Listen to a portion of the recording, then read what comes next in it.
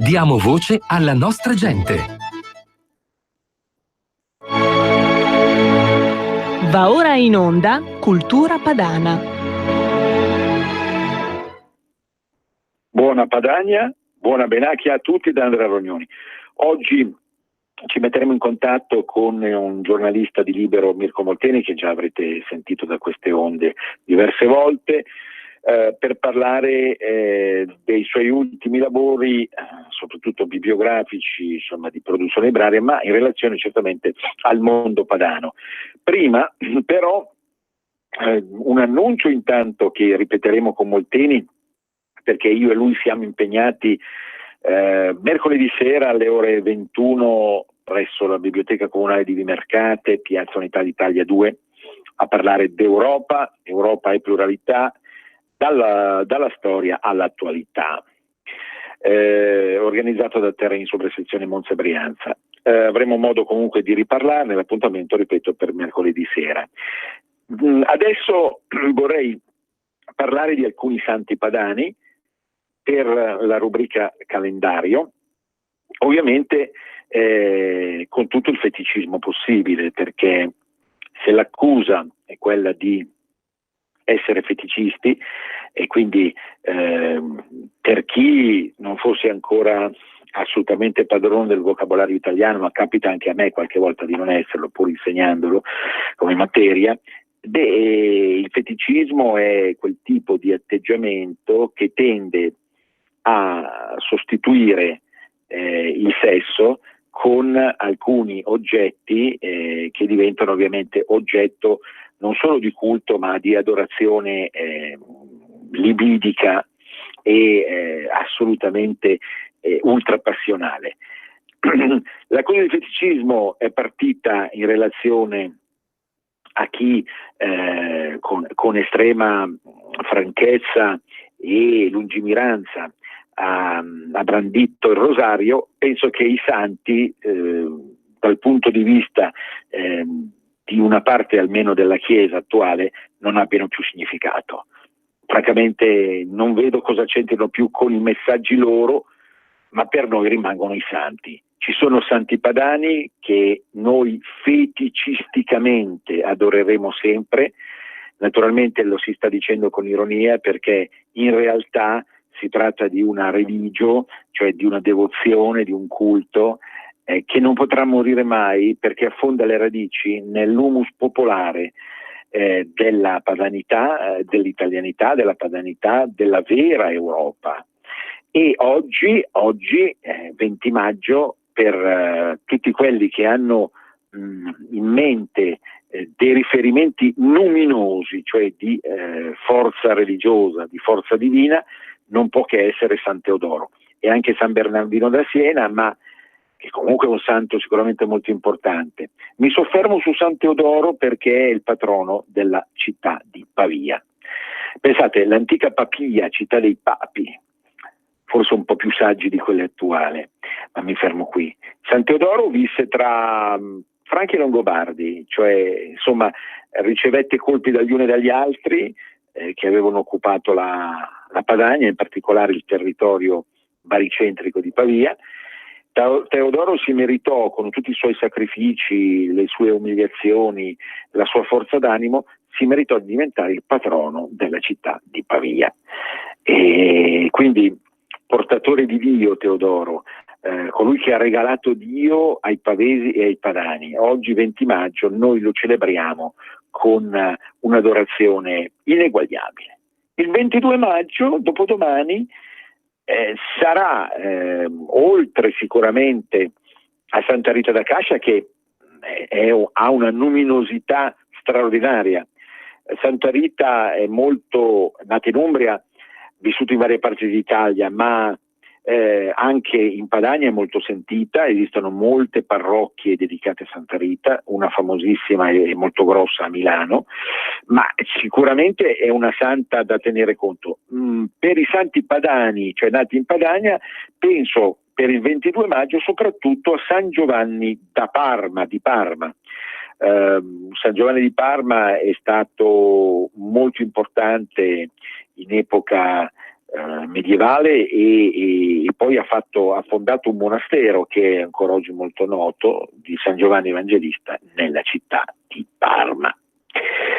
E anche per rimanere in zona emiliana e romagnola, anche se per noi sono due aree diverse, però insomma lungo quella che era chiamata la Via Emilia si arriva a Faenza e lì si celebrerà il 22 maggio Santa Umiltà di Faenza. Pensate, visse nel 200 all'epoca di Dante Alighieri e era famosa perché portava già nel monastero e poi ovviamente man mano che divenne fondatrice di nuove iniziative attraverso varie operazioni che vanno dalla castità al sacrificio altruistico, portava un copricapo di pelle di pecora che ancora oggi la raffigura in tutta l'iconografia, perché per noi l'iconografia, cioè il culto dei santi attraverso le loro immagini, non è feticismo come pensa la Chiesa attualmente, ma ecco, per dire, quel copricapo con la pelle di pecora ci è tanto caro perché ci riconduce proprio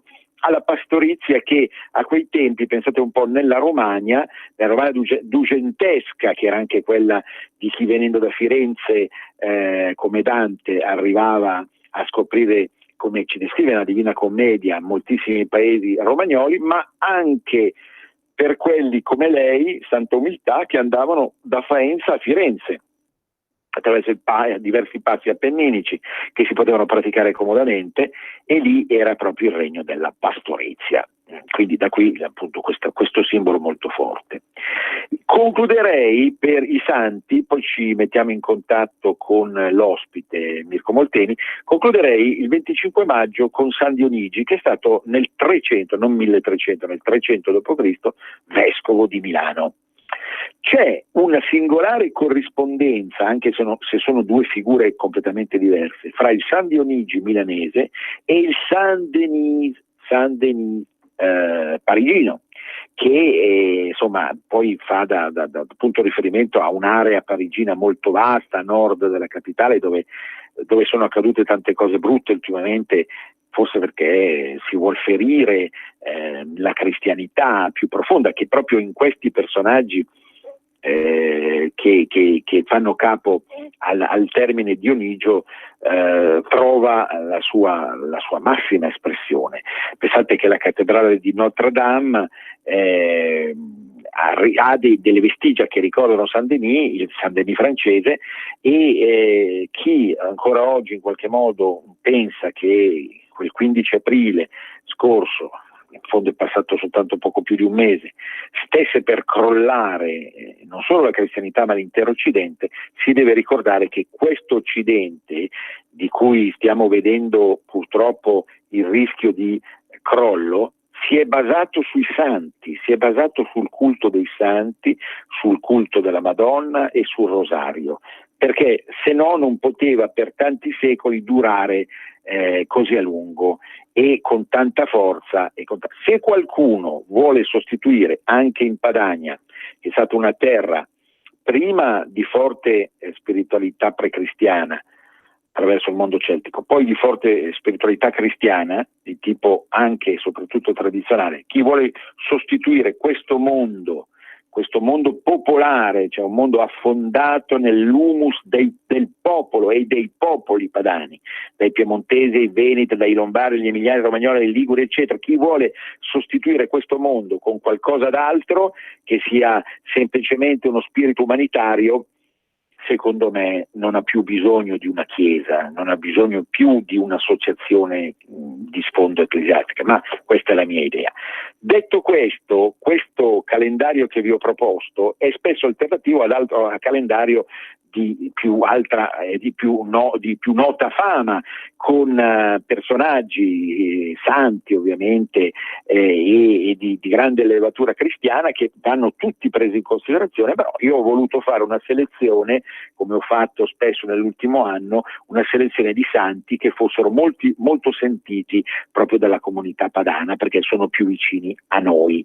I santi ci sono dappertutto, secondo me, l'ho già detto, anche qui per riequilibrare le forze, ce ne sono di meravigliosi al centro-sud, ne meriterebbero di altri un po' di più, oltre a quelle che già ci sono, anche di recente fattura, diciamo, al nord, cioè quindi la nostra amata Padania. Adesso vediamo il collegamento con Mirko, vediamo se è già in collegamento. Mirko Molteni? Sì, buona Pronto? giornata Andrea, Eccoci buona qua. giornata a tutti gli ascoltatori. Benissimo, sappiamo che oggi sei un po' in giro per affari, nel senso buono, cioè il lavoro che poi tutti i padani onestamente conducono per riuscire ad avere informazioni. Sei veramente un giornalista modello, collaboratore di Libero, di tantissime altre testate, che adesso sarebbe troppo lungo descrivere, ma sei anche l'autore oramai di un numero impressionante di libri che parlano di storia soprattutto del mondo militare, non militare, storia molto interessante, l'ultimo adesso lo citerai tu, sullo spionaggio. Però io vorrei oggi, visto che siamo in clima di tipo padanista in questa trasmissione rispetto a quella di sabato che è più rivolta all'universo, vorrei che tu citassi poi degli episodi, dei personaggi di tipo padano. Intanto facciamo una cosa, citiamo la nostra bella iniziativa che è messa in piede grazie a Terra Insubre Monza e Brianza, ma anche alla grande ruolo giocato da Andrea Flumiani per la zona di Vimercate, che si terrà proprio a Vimercate. Me la vuoi ricordare tu l'appuntamento di dopodomani sera, mercoledì, caro Mirko? Dopodomani, mercoledì 22 maggio alle ore 21, presso la sala auditorium della Biblioteca Civica di Vimercate in provincia di Monza e Brianza si terrà questa conferenza in cui interverrà appunto il professor Rognoni e anch'io, Mirko Molteni, sul tema proprio dell'Europa, l'identità europea, come si è costruita nei secoli e soprattutto come l'Europa abbia sempre dimostrato di essere sempre terra di libertà e di popolazioni indipendenti che non sono mai state soggiogate a un unico dominio. E questo giunge proprio 4 giorni prima delle elezioni europee del 26 maggio, non a caso, proprio perché si spera che queste elezioni segnino un po' l'inversione di tendenza rispetto a tutto quello che si è visto negli ultimi 40 anni a Bruxelles, visto che sono circa 40 anni dal 79 che viene eletto il Parlamento europeo. Assolutamente sì, io mi ricordo, tu eri nato da poco, io un po' da qualche anno in più, mi ricordo nel 79 era una primavera caldissima, nel giugno, i primi di giugno si andò a votare per la prima volta per il Parlamento europeo. Era un'epoca diversa perché ancora molti di noi, giovani soprattutto, ma anche persone anziane, ritenevano che l'Europa potesse essere la soluzione dei problemi. Poi invece abbiamo capito che, cosa dici Mirko, qualcosa non ha funzionato. Molto non ha funzionato perché da 79 a oggi è cambiato il mondo anzitutto col crollo del muro di Berlino e la fine del blocco dell'Est, però la caduta del comunismo nell'Europa orientale ha illuso troppi che il fine stesso dell'umanità fosse semplicemente il capitalismo liberale, oserei dire senza radici, no? Ricordiamo che nel 92 c'era stato quel Francis Fukuyama che aveva parlato addirittura della fine della storia, no? In nome di un futuro tutto determinato da multinazionali, banche, alta finanza, cioè tutto quello che poi è andato a insinuarsi nei poteri europei. Senti Mirko, ecco, quindi invitiamo tutti a venire e poi lo ricordiamo ancora tra 10 minuti alla fine. È uscito tra i tanti tuoi libri, che veramente sono anche delle opere monumentali dal punto di vista della lunghezza, dell'intensità e della capacità di raccontare tante cose con una sintesi straordinaria. È uscito recentemente Storia dei servizi segreti, la verità su cui veramente governa il mondo, della Newton Compton Editori. Praticamente fai la storia come nella tua capacità appunto di sintesi di tutto quello che è accaduto a livello di servizi segreti dall'antichità ad oggi. Tu ci puoi, adesso è un argomento vastissimo, casomai ci ritorneremo, io peraltro l'avevo già citato il testo proprio prima di Natale. Ci puoi raccontare qualcosa forse che riguarda un po' più da vicino Italia e Padania? Non so, non voglio farti diventare un raccontatore di aneddoti, ma prego, sì, ti viene in mente qualcosa? Sicuramente nella storia dei servizi segreti ha avuto un grandissimo ruolo la Repubblica di Venezia, questo anzitutto perché, e tra l'altro io nel mio libro Storia dei servizi segreti ho dedicato proprio un capitolo al lungo confronto tra la Repubblica di Venezia e l'impero turco dal 1500 al 1700, perché la Repubblica di Venezia fu uno dei primi stati europei a organizzare in maniera veramente peculiare la raccolta di informazioni da parte dei suoi diplomatici. Ogni ambasciatore della Repubblica di Venezia, distaccato in tutti i paesi europei, compilava regolarmente le cosiddette riferte, che poi venivano spedite a Venezia all'attenzione del Doge e del suo consiglio, in cui venivano raccolte informazioni di vario tipo sui paesi stranieri. Ricordo per esempio nel 1470 l'ambasciatore veneto in Inghilterra, già in una sua riferta, descriveva minuziosamente Tamigi e l'entità dei porti fluviali di Londra, proprio analizzando le possibilità sia commerciali ma anche militari di mettere in scacco l'Inghilterra con un blocco navale, ad esempio.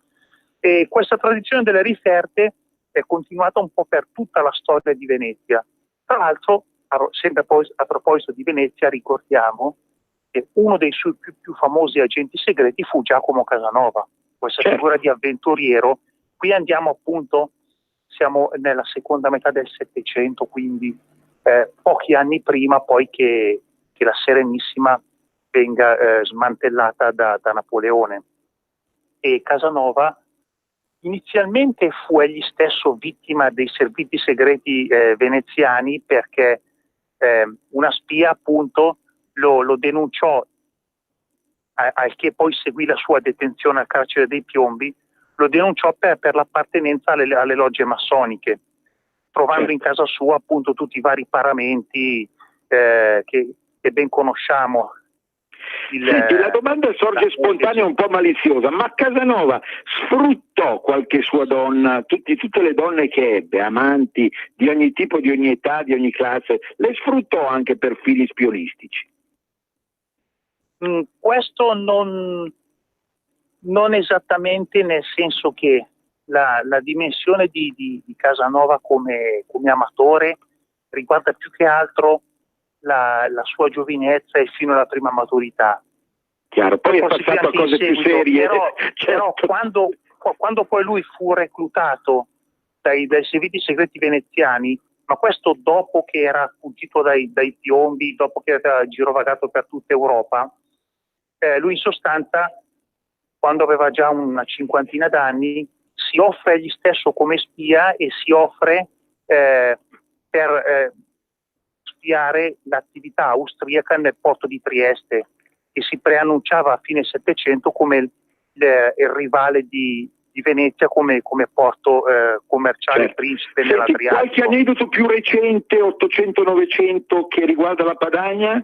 Sicuramente possiamo ricordare la figura di Eugenio De Rossi, che è stato uno dei fondatori del servizio segreto militare italiano tra fine 800 e inizio 900, che apparteneva al corpo dei bersaglieri, ma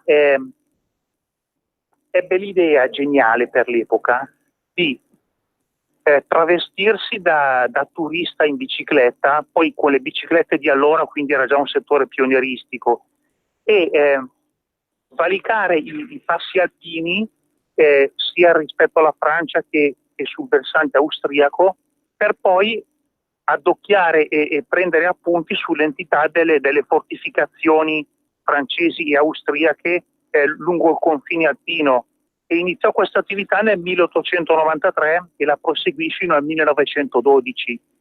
Tra l'altro è interessante notare come in questo caso, come in moltissimi altri casi, conti proprio l'iniziativa personale alle volte, perché all'epoca, a fine Ottocento, i servizi di informazione italiani erano ancora molto pionieristici e si alimentavano molto spesso dell'iniziativa personale dei singoli. Mentre invece per quanto riguarda la prima guerra mondiale, quindi qualche anno più tardi, nella raccolta delle informazioni è preeminente il corpo degli alpini, soprattutto con il maggiore Marchetti e tutti i suoi discepoli, che sostanzialmente costruiscono una fitta rete di raccolta di informazioni lungo tutto l'arco alpino, e i suoi agenti distaccati in Trentino mandavano le informazioni al quartiere generale di Cadorna usando delle semplici cartoline postali che deviavano attraverso la Svizzera, e le cartoline postali mascheravano nei saluti un gergo ben studiato che doveva significare, ad esempio, che le truppe nemiche si erano acquartierate oppure erano partite, ma il tutto mascherato da semplici saluti in una cartolina postale, quindi una tecnica semplice e ingegnosa insieme. Certo. Senti, venendo più recentemente, a parte i casi inquietanti che sono borderline tra servizi segreti e terza guerra mondiale, rischio di terza guerra, tipo Gladio, no? che fu un'iniziativa che penso molti conoscano, emersa poi definitivamente negli anni 90. Ti viene in mente qualcosa d'altro che ancora non è stato sondato abbastanza, che riguarda la Padania negli anni recenti? Sicuramente molto è emerso, ma molto probabilmente deve ancora emergere sul fatto delle nostre zone come crocevia di agenti o anche depositi nascosti al tempo della guerra fredda, nel senso che moltissimo è emerso con la divulgazione dell'archivio Mitrokhin, certo. che appunto ha portato tutta una serie di esempi di reti che appunto sono state occulte per una trentina d'anni almeno, salvo poi essere smantellate negli anni 90. Però sicuramente c'è ancora molto da scoprire, perché l'archivio Mitrokhin si è basato sull'iniziativa personale di un archivista del KGB, appunto Vassili Mitrokhin, che sicuramente non avrà preso nota di tutto quanto è stato effettivamente realizzato in Padania o anche in Italia più in generale. Quindi ci sarà ancora molto da scoprire anche su questo aspetto. Sicuramente. Allora intanto ricordiamo questo volume, Mirko Molteni, Storia dei servizi segreti, la verità su chi veramente governa il mondo. Newton Compton Editori, è ancora disponibile nella maggior parte delle librerie al modico prezzo, mi sembra, di 12,90 euro. Pensate, si tratta di quasi 1000 pagine, 900 pagine, che sono il frutto di una ricerca straordinaria fatta da Mirko. Tantissimi poi i libri che sono usciti di Mirko, voglio citare L'aviazione italiana, 40-45, voglio citare Le ali di Icaro, storia dell'origine del volo, e anche cito il nostro, in realtà è tuo, ma con la mia introduzione, Furia celtica, 2 secoli di lotte fra Gallici Alpini e Romani. Poi ultimissimamente sulla guerra mondiale, dossier Caporetto, il centro di gravità dell'annata 1917. Dunque, intanto ancora rinnoviamo l'appello per mercoledì sera, mi raccomando, Briantei, Lombardi, venite, perché si parla dell'Europa, ma non in chiave direttamente politica, perché né io né Mirko siamo dei politici, siamo 2 persone con magari una differenza di una quindicina, 20 anni purtroppo a tuo favore, che hanno dedicato la propria vita alla storia e alla cultura della Padania o del mondo visto dal punto di vista della realtà padana, e mercoledì approfondiremo proprio come la storia d'Europa, dell'idea d'Europa, abbia contribuito in una certa maniera a creare le premesse per l'impasse attuale, naturalmente con qualche nostro punto di vista per cercare di capire come in futuro si potrà uscire. Pluralità, Europa e pluralità dalla storia all'attualità. Insomma, quell'Europa dei popoli e delle nazioni, ma anche dei popoli e delle regioni, che nel nostro cuore sempre germinerà e sempre avrà luogo per poter essere divulgata con la massima passione. Mirko, vuoi chiudere? Vi aspettiamo mercoledì 22 maggio, ore 21, alla biblioteca di Mercate, Piazza d'Italia 2.